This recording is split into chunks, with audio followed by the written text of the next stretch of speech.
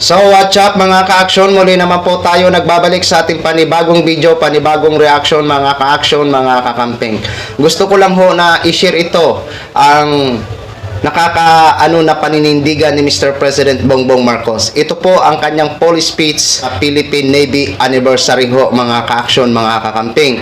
Pumukaw po sa aking atensyon ang dalawang words na binitawan ni Mr. President Bongbong Marcos na ang sabi niya, wala tayong isusuko, wala tayong pababayaan. Pero panoorin po muna natin ang kanyang full speech bago ho tayo magtuloy-tuloy sa ating komentaryo. Eto na ho. Thank you, National Defense Secretary, Gilbert Teodoro. Please be seated. His Excellency Lee Sang-hwa, the Ambassador of South Korea to the Philippines, and the other members of the Diplomatic Corps here with us today. Chief of Staff of the Armed Forces of the Philippines, General Romeo Browner. Philippines Navy Flag Officer in Command, Vice Admiral Jose Maria Ambrosio Espeleta, and the other major service commanders, officers, enlisted personnel, and civilian employees of the Philippine Navy, Zambales Governor June Ebdane, members of the House of Representatives, my fellow workers in government, distinguished guests, ladies and gentlemen, good morning. First of all, congratulations and happy 127th anniversary to our Philippine Navy. Today we celebrate an enduring legacy of an institution built by the fortitude of its men and women, whose 100-year and more history profoundly shaped the destiny of our nation. At hanggang ngayon, ipinapakita ng hukbong dagat ng Pilipinas ang serbisyo ay hindi lang bahagi ng ating kasaysayan. Bahagi rin ito ng ating kasalukuyan. Nitong mga nakaraang linggo, nakita natin ang dedikasyon, tapang at tatag ng ating mga sundalong mandaragat sa kanilang pagtulong na masigurong maayos, matagumpay at mapayapa ang halalan. More than 1,800 personnel were deployed in the 2025 election, and they played a key role in ensuring its safe and orderly conduct, particularly in vulnerable areas of the country, and in addition, also securing our democracy. Your dedication is evident in your readiness to respond to every crisis, natural or man-made. So despite rough seas, existing dangers, the psychological toll you serve, not simply out of duty for the Republic, but because that is innately who you are. You are guardians of our people. The Philippine Navy has been a constant force in our Hader response operations, deploying fleet marine teams to rescue distressed fishing vessels and to respond whenever extreme typhoons and other disasters strike. Nais ko rin gamitin ang pagkakataong ito upang pasalamatan sina Corporal Gestodi Dalman at Private First Class J.P. Navales na sumagip sa isang 10 taong gulang na bata na nalulunod sa Madlum River, Bulacan nitong nakaraang Marso. Isa itong patunay sa ating lahat na ang tunay na bayani ay kumikilos hindi lang dahil kinakailangan, kundi dahil din sa katapatan, sa tungkulin at sa pagmamahal sa kapwa.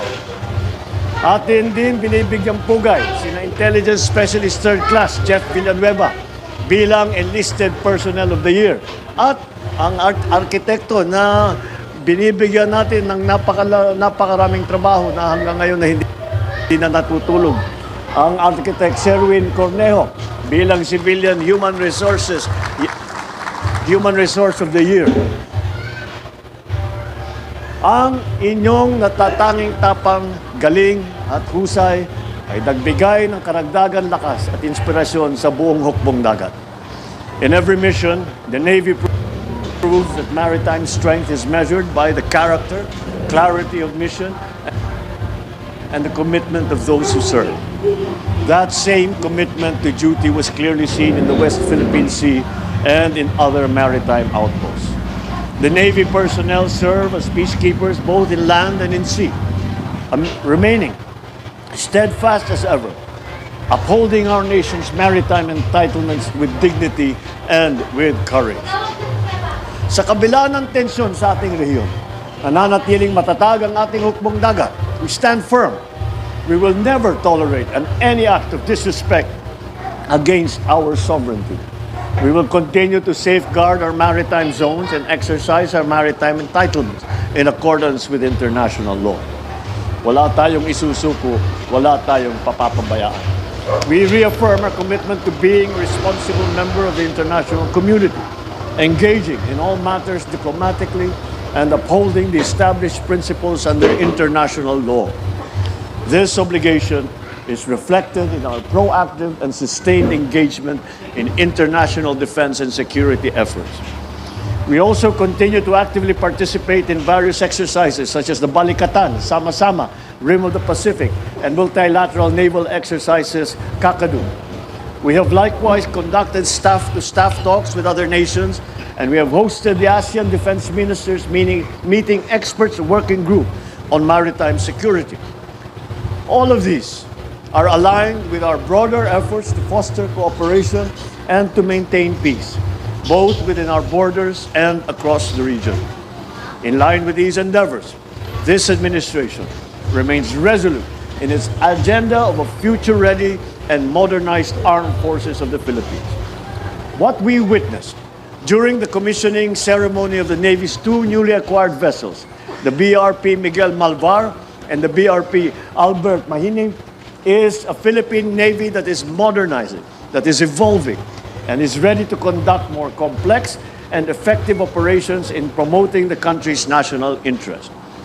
Through the AFP modernization program, especially through Horizon 3, we are investing in responsive and up-to-date assets and systems to ensure that our Navy remains a formidable force in the region. More than just acquiring new equipment, this modernization is also about empowering the Philippine Navy with the necessary skills, knowledge, tools, and sustainment that would save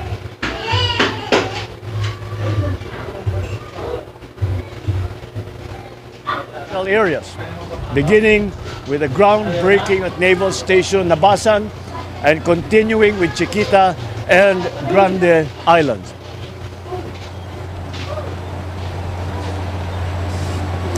We are also establishing the Naval Support Base in Misamis Oriental so that Sanli Point can be devoted to other uses. These efforts form part of our strategy to bolster our national defense. Let us also recognize the inspiration behind every successful mission, every safe return, and every heroic act of our Navy personnel. Of course, their beloved families. Sa mga asawa, mga anak, mga magulang, kapatid, at mga mahal sa buhay ng ating mga magigiting na sundalo, kayo po ang pinagmumulan ng tapang at panindigan ng buong sandatahang. Maraming salamat sa inyong sakripisyo, pag-unawa, at sa inyong mga dasal. To the brave men and women of the Philippine Navy, you consistently show us what real service looks like. Despite being far from home and facing the challenges of long days and rough seas, you still carry on with your strength, commitment, and with your resolve. Taos-puso akong nagpapasalamat sa inyong lahat habang kayo ay magdamag na nagbabantay sa laot sa mga baybayin ng ating bansa. Nananatiling panatag ang loob ng bawat Pilipino, tangan ang bagong pag-asa para sa isang mas mapayapa at progresibong bagong Pilipinas. Baunin nawa ninyo sa bawat misyon ang tapang ng isang sundalong Pilipino, lalong-lalo na ang disiplina, ang husay at ang pagmamahal sa bayan. This is your Commander-in-Chief wishing you fair winds and following seas. And once again, happy anniversary. Mabuhay ang hukbong dagat ng Pilipinas, mabuhay ang bagong Pilipinas. So, yan na po mga ka-action, mga kakamping no, ang naging full speech ni Mr. President Bongbong Marcos sa sinicelebrate ngayon ng Philippine Navy anniversary ho, mga ka-action, mga kakamping. I think sa Zambales po yan. No, correct me if I'm wrong. Doon naman sa sinabi ni Mr. President Bongbong Marcos na walang isusuko, walang pababayaan, nakikita ho natin yan dyan sa ating sovereign rights, dyan sa West Philippine Sea. Kung gaano kahigpit sa pagbantay ang ating mga Philippine Navy dyan sa West Philippine Sea. Di ba? Sabi ko nga, sa sarili ko, in my own opinion, itong laban ni Mr. President Bongbong Marcos dyan sa West Philippine Sea, napakalayo po nung nagdaang administrasyon. Alam naman po natin ang sitwasyon noon at sitwasyon ngayon. Ngayon, sa sitwasyon ni Mr. President, sa administrasyon ni Mr. President, hindi niya po hinahayaan ang mga Chinese na mangialam or makisawsaw sa ating mga yaman dagat na nakukuha sa ating mga sovereign rights. 'Di ba? Pero yung nagdaang administrasyon, na-discuss na po natin kung paano ang sitwasyon noon. Basta sabi ko, iba noon, iba ang sitwasyon ngayon. Tingin ko, ngayon ay ipinaglalaban talaga ng administrasyon ni Mr. President Bongbong Marcos ang ating sovereign rights dyan sa West Philippine Sea. Kaya maraming salamat dahil ako po, proud na proud po ako dahil isa din po ako sa naging voluntary civilian mission noong last year, May 15, dyan sa West Philippine Sea. Kaya, dahil sa mahal ko ang Pilipinas, dahil sa mahal ko ang ating mga tagapagbantay dyan, at lalong-lalo na ho ang ating mga mangingisda na naghahanap buhay dyan, nagpapasalamat po ako na ganito po ang paninindigan ni Mr. President Bongbong Marcos pagdating sa ating mga sovereign rights. Diba? Kaya maraming salamat din po and happy 127 anniversary sa ating mga Philippine Navy. Mabuhay po kayo at lagi po kayong mag-iingat sa bawat araw, bawat gabi, anytime, anywhere. Mag-iingat po kayo lagi, sir, ma'am. Thank you so much sa inyong pagbantay sa ating mga sovereign rights. Okay? So yun lang po mga ka-action, mga kakamping no, gin-share ko lang ho sa inyo. Maraming salamat po sa ating mga viewers Luzon, Visayas at Mindanao all over the world. Ako po ang inyong lingkod, si The Action Man.